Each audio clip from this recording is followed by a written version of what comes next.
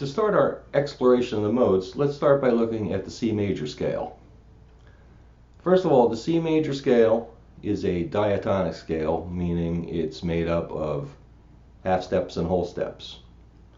You have your 7 notes: C, D, E, F, G, A, B, and then a C again, also called Do, Re, Mi, Fa, Sol, La, Si, Do.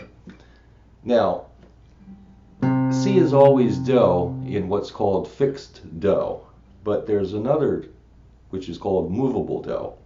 I don't like using these names so much because it can get complicated further on down the line, and I think it's a lot easier to just call them 1, 2, 3, 4, 5, 6, 7, 1.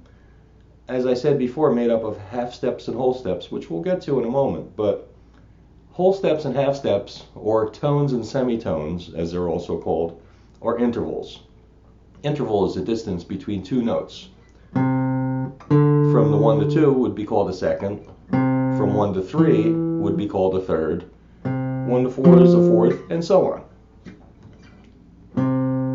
Now, taking a closer look at the scale, we'll see that between the 3 and the 4, and between the 7 and 1 are half steps. All the rest of them are whole steps, meaning from 1 to 2, there's an empty fret in between.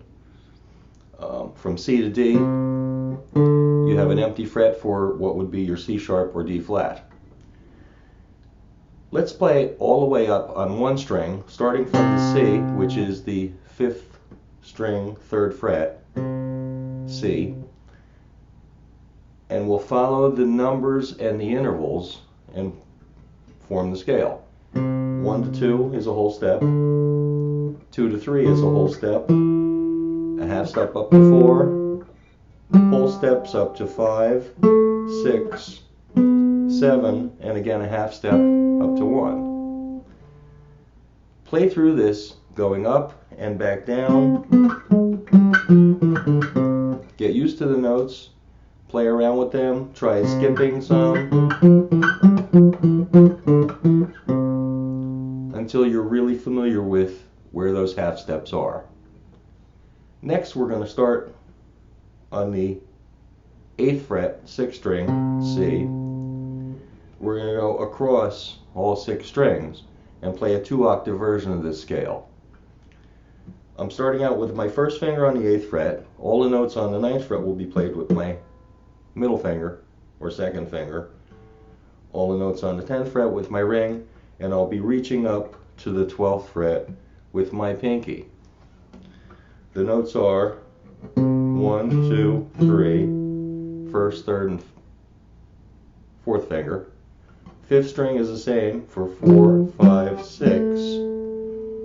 On the 4th string, we start out with the middle finger, ring, pinky for 7, 1, 2, then 3 and 4 side by side with the middle and ring finger, then 5, 6, 7, and 1 at the top. And always go backwards. Next, you want to play the arpeggio, the triad 1, 3, 5, because this is a major scale, form the major chord. So if we play through all of them, we'll have 1, 3, 5, 1, 3, 5, 1. Practice them up and down, and you'll notice they outline the shape of this C major bar chord. If we add the 7, what would be called the extended arpeggio, we get the notes for a C major 7th chord.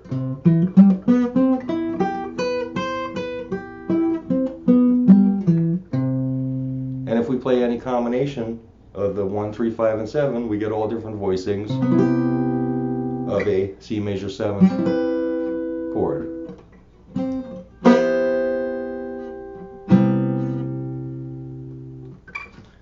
Now, as far as playing through scales, I like to think of scales for a musician being the same as what walking or running would be for an athlete. I doubt you'll find a person who is a very graceful dancer or gymnast and say, wow, they sure are graceful, but they can't walk very well. Usually, if you can walk and run, that's a good start to being able to do all of the other things that you would do in athletics. Taking a nice relaxing stroll through the notes is a good way to take your time, think about what's happening, making sure the hand is relaxed. And then once you've gone up and down, or I'll use a pick, what you could start to do is split this up into little chunks. Like say if I could just take the first 5 notes or first 6 notes, play that as a miniature little scale by itself. And then same with the next strings. Then we could start working on scale melodic patterns and intervals. Let's say if we did what you would call a 3-note pattern. You play 3 notes starting on the 1, which is 1, 2, 3. 3 notes starting on the 2, 2, 3, 4. 3 notes starting on the 3, which is 3, 4, 5, and so on up the neck, or up the scale. If we were to play the first and last of each group, we would have, since they're a 3-note pattern, we'd have thirds. 1 to 3, 2 to 4, 3 to 5, 4 to 6, and so on. You can go all the way up and then back down. 3-note pattern, 7, 6, 5, 6, 5, 4, 5, 4, 3, or down in thirds, 1 to 6, 7 to 5, 6 to 4, and so on. You could do the same with 4-note, 5-note, 6-note, 7-note, up to 10-note patterns or groups if you want. Say if I did 6, 1, 2, 3, 4, 5, 6, the first and last note of that would be called a 6th. From 2 to 7, you have a 6th again. From 3 to 2, another 6th. So you could play through it as 6-note groups or just those 6.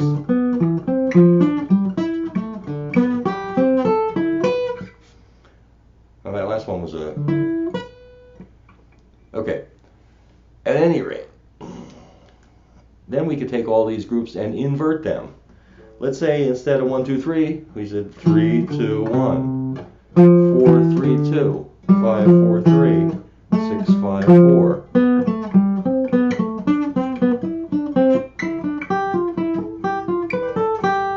And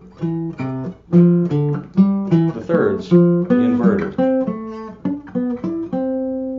Because I'm going up the scale, I'm going down the interval. Or if I was going down the scale, I'm going up the pattern or up the interval.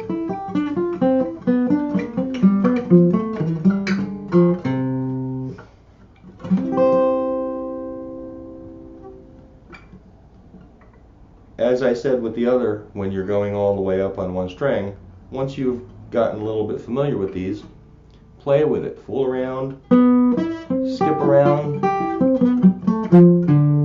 As you do, always try to think of the numbers.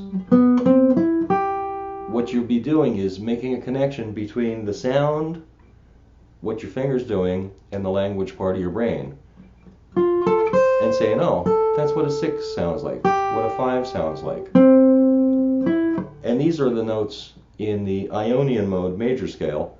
But later on, you'll start to learn to distinguish between a, for example, a major 3 and a minor 3, and all of the other intervals in between, which is how we'll get all our other modes. That's it for now. Thanks.